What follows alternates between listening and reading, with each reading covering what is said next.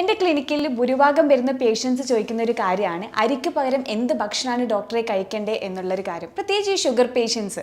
കാരണം അവർക്ക് എന്ത് കഴിക്കുന്ന സമയത്തും അവർക്കൊരു പേടിയുണ്ടാവും, ഇത് പറ്റുമോ അല്ലെങ്കിൽ ഇത് കഴിക്കുന്ന സമയത്ത് ഷുഗർ കൂടുമോ എന്നുള്ളൊരു പേടി. അതിനായിട്ട് അവരെന്ത് ചെയ്യും? മെഡിക്കേഷൻ സ്റ്റാർട്ട് ചെയ്യും. അതിൻ്റെ ഒരു ആവശ്യമില്ല നിങ്ങൾ ഈ ഒരു ഡയറ്റ് ഫോളോ ചെയ്യുകയാണെങ്കിൽ. ഞാൻ ഡോക്ടർ സരസേക്കി QNP ഹെൽത്ത് കെയറിലെ മെഡിക്കൽ ഓഫീസർ.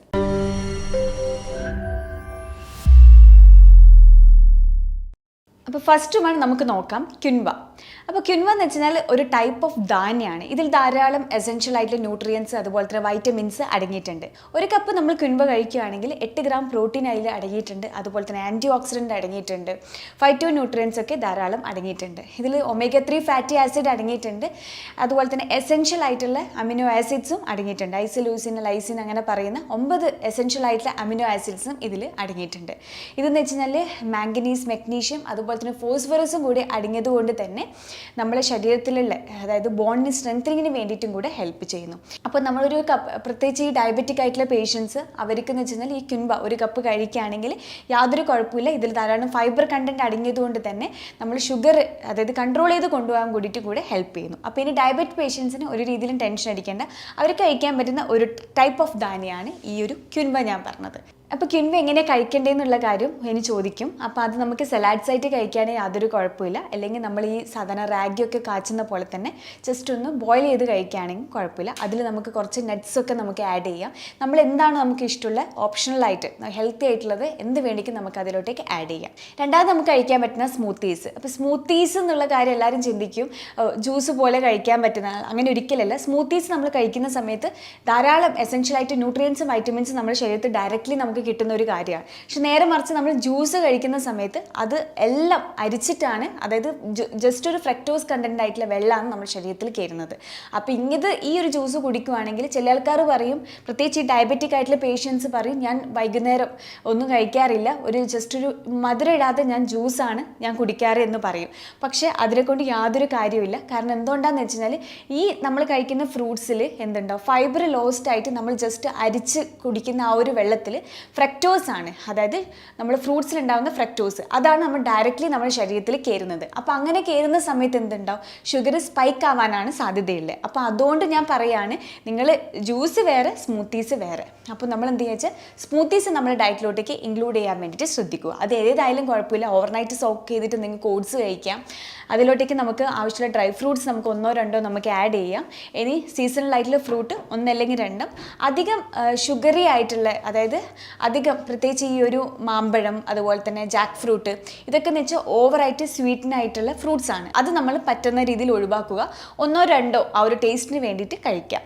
മനുഷ്യന്മാരാണ്, ചില ആൾക്കാർക്ക് എന്ന് വെച്ചാൽ ഒരു സ്വീറ്റ് ആയിട്ട് എന്തെങ്കിലും കഴിക്കണം എന്നുള്ള ആഗ്രഹം ഉണ്ടാവും.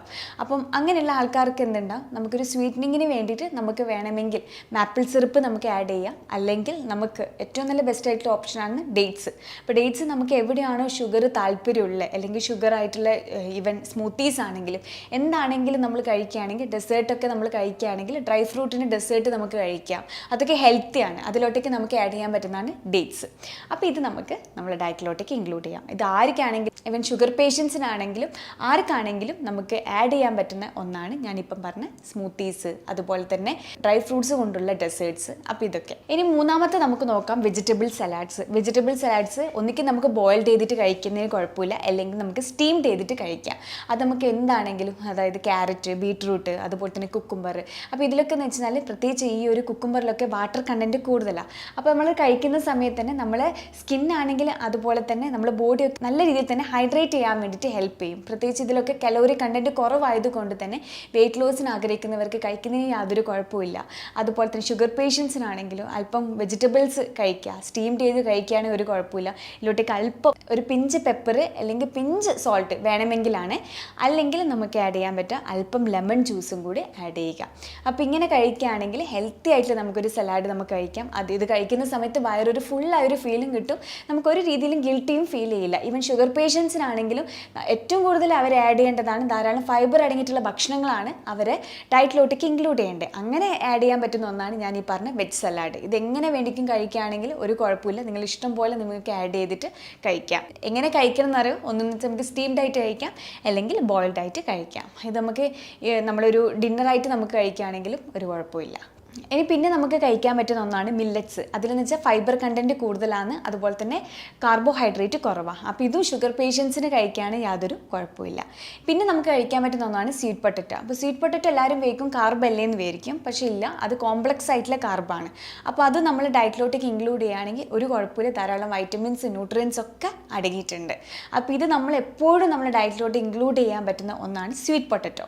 അപ്പോൾ ഇത് ആർക്കും അറിയില്ല, എപ്പോഴും നമ്മുടെ ഡയറ്റിലോട്ടേക്ക് സ്വീറ്റ് പൊട്ടറ്റോ ഇൻക്ലൂഡ് ചെയ്യാനും കൂടി നിങ്ങൾ ശ്രമിക്കണം. കാരണം ഈ സ്വീറ്റ് പൊട്ടൻസ് ഒക്കെ ധാരാളം ഫൈബർ കണ്ടന്റ് അടങ്ങിയിട്ടുണ്ട്. പിന്നെ നമുക്ക് കഴിക്കാൻ പറ്റുന്ന ഒന്നാണ് ഓട്സ്. അപ്പോൾ ഓട്സ് നമുക്ക് എല്ലാവർക്കും അറിയാം. ഓട്സ് എന്ന് വെച്ചാൽ ചില ആൾക്കാർ ഓവർനൈറ്റ് സോക്ക് ചെയ്ത് വെച്ചിട്ട് നമ്മൾ സ്മൂത്തീസിലോട്ടേക്ക് ആഡ് ചെയ്ത് കഴിക്കുന്നവർക്ക് ആൾക്കാരുണ്ടാവും.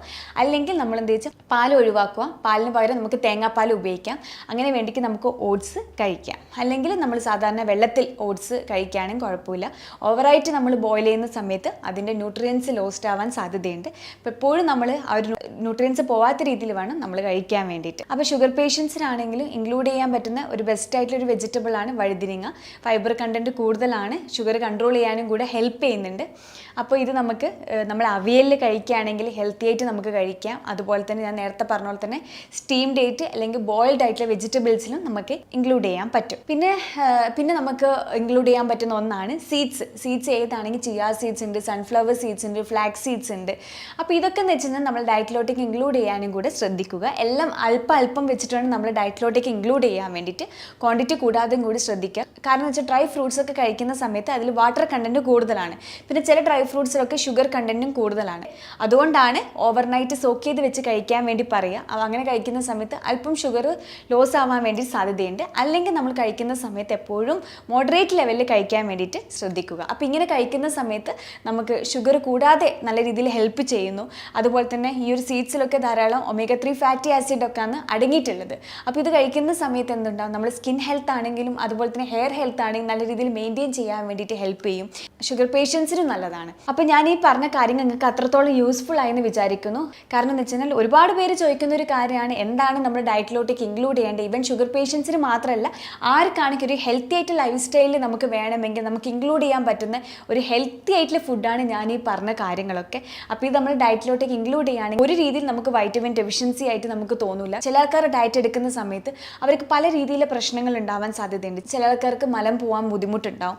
അതുപോലെ തന്നെ ചില ആൾക്കാർക്ക് മുടിയൊഴിച്ചിലുണ്ടാവും, താരനുണ്ടാവും. അതുപോലെ തന്നെ ഫേസ് ആണെങ്കിൽ നമ്മൾ ബോഡിയൊക്കെ ഭയങ്കര ചുരുങ്ങിയ രീതിയിലൊക്കെ കാണപ്പെടാൻ സാധ്യതയുണ്ട്. ഇതൊക്കെ എന്ന് വെച്ചാൽ നമുക്ക് അറിയാവുന്ന രീതിയിൽ ഒരു ശാശ്വതമായിട്ടുള്ള ഒരു ഡയറ്റ് ഒരിക്കലും അല്ല. ഈവൻ ഷുഗർ പേഷ്യൻസിനാണെങ്കിൽ തൈറോയിഡിനാണെങ്കിലും ഓരോരുത്തർക്കും ഓരോ ഡിഫറെൻ്റ് ആയിട്ടുള്ള ഡയറ്റാണ് ആവശ്യമാണ്. അതായത് ഇൻഡിവിജ്വൽ അനുസരിച്ചാണ് നമ്മളൊരു ഡയറ്റ് പ്ലാൻ ചെയ്യേണ്ടത് അല്ലേ, ആ ഡയറ്റ് എടുക്കുന്നതും. അപ്പോൾ നമുക്കൊരു കറക്റ്റായിട്ട് ലൈഫ് സ്റ്റൈൽ വേണമെങ്കിൽ നമ്മൾ ചില കാര്യങ്ങളൊക്കെ ഒഴിവാക്കാനുണ്ട്. ഞാൻ പുറത്തുനിന്നുള്ള ഭക്ഷണം ഒഴിവാക്കുക, അതിന് പകരം ഈ ഹെൽത്തി ആയിട്ടുള്ള ഈ ഭക്ഷണങ്ങൾ കഴിക്കുന്ന സമയത്ത് ഷുഗർ പേഷ്യൻസിന് കൺട്രോൾ ചെയ്യാൻ വേണ്ടി ഹെൽപ്പ് ചെയ്യും. ഇപ്പം തൈറോയ്ഡ് പേഷ്യൻസ് ആണെങ്കിൽ ആർക്കാണെങ്കിലും ഈ ഒരു ഭക്ഷണം കഴിക്കുകയാണെങ്കിൽ ഒരു കുഴപ്പവും ഉണ്ടാവില്ല. ഇത് വെയിറ്റ് ലോസിന് വരെ നല്ല രീതിയിൽ ഹെൽപ്പ് ചെയ്യുന്നതാണ്. എപ്പോഴും നമ്മൾ ശ്രദ്ധിക്കുന്ന സമയത്ത് പ്രോപ്പറായിട്ടുള്ള ക്വാണ്ടിറ്റി എടുക്കാൻ വേണ്ടി ശ്രദ്ധിക്കുക, ക്വാളിറ്റി നോക്കുക, കറക്റ്റായിട്ടുള്ള ടൈമും നോക്കുക. അപ്പോൾ ഇങ്ങനെ നോക്കി കഴിക്കുകയാണെങ്കിൽ ഒരു കുഴപ്പവും ഉണ്ടാവില്ല. ഈ ഒരു വീഡിയോ നിങ്ങൾക്ക് അത്രത്തോളം യൂസ്ഫുൾ ആയി എന്ന് വിചാരിക്കുന്നു. അപ്പോൾ നിങ്ങൾക്ക് എന്തെങ്കിലും ഡൗട്ട്സോ ഇത് സംബന്ധിച്ച് എന്തെങ്കിലും ബുദ്ധിമുട്ടോ എന്തെങ്കിലും ഉണ്ടെങ്കിൽ താഴെ കാണുന്ന നമ്പറിൽ കോൺടാക്ട് ചെയ്യുക. ഞാൻ doctor Sarasa K, QNB health കെയറിലെ മെഡിക്കൽ ഓഫീസർ.